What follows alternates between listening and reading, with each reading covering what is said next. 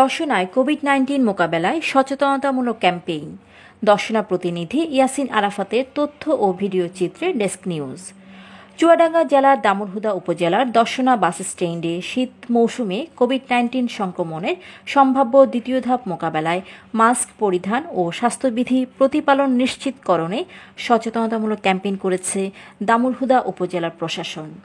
আজ বৃহস্পতিবার সকালে এই সচেতনতামূলক ক্যাম্পেইন পরিচালনা করেন দামুড়হুদা উপজেলার নির্বাহী অফিসার দিলারা রহমান।